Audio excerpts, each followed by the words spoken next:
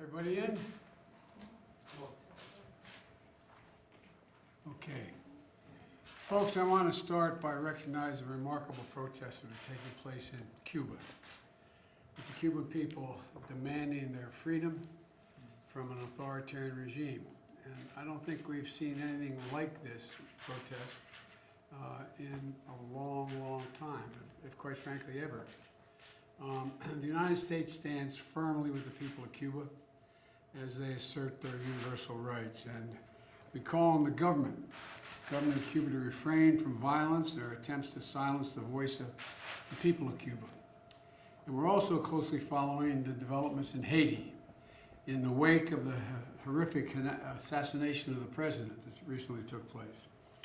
The people of Haiti deserve peace and security, and Haiti's political leaders need to come together for the good of their country. Over the weekend, I dispatched a high-level expert delegation to assess the situation and to determine where the United States can offer our support.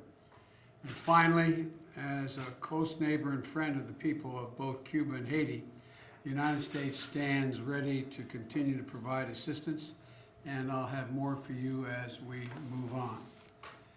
But the purpose of the meeting today is we've convened a group of law enforcement and other community leaders, including mayors of our cities. One, to thank them for their service, because we owe them big time. Second, hear directly from each of them about reducing violent crime, and particularly gun violence in their communities. Last month, I met with a similar group to unveil my comprehensive strategy to do just that. And it's been I guess I look at the Attorney General. We've been at this a long time. Seems like most of my career I've been dealing with this issue. Well, there's no one-size-fits-all approach. We know there are some things that work, and the first of those that works is stemming the flow of firearms used to commit violent crimes. And you and I have talked about this, Mayor, before. And it includes cracking down on holding rogue gun dealers accountable for violating the federal law. It includes the Justice Department creating 5 new strike forces to crack down on illegal gun trafficking, and the Carters supplying weapons to cities of New York, from New York to the Bay Area. Secondly, is supporting local law enforcement with federal support they need. Our strategy provides, including funding for law enforcement through the American Rescue Plan for states, cities, and to be able to hire police and pay them overtime in order to advance community policing. Third, our plan invests in community violence and intervention. What we want to do is, when we know we utilize trusted community members and encourage more community policing, we can intervene before the violence erupts. At least that's been the consensus in our experience. And community violence intervention programs have shown to reduce crime in some cities by up to 60%.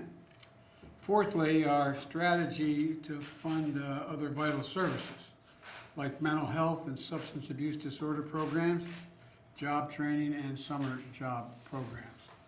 And this is going to help prevent crime and support young people to pick up a paycheck instead of a pistol.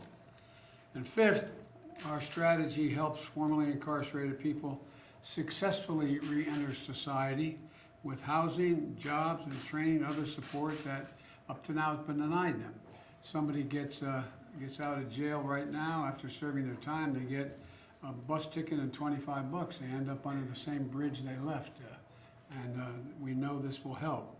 This will make us all safer. And the American Rescue Plan funds programs to help get job training, apprenticeships, and work experience so they can gain stability and security and a chance for a better life.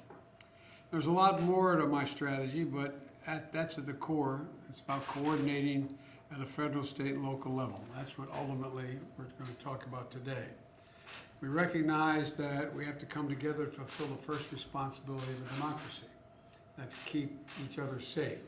And that's what the American people are looking for when it comes to reducing violent crime and gun violence. And I think this group is illustrative of what we need to get put together. And I want to thank them for being here, And I'm going to look forward to hearing from them because I'm going to be asking them what they think we should be doing in the federal level.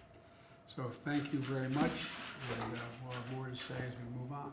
Thank you. Mr. President, would you consider changing the embargo on Cuba? Would you consider making any changes to the embargo on Cuba? will you be ready to change Trump's reversal in Cuba, Mr. President?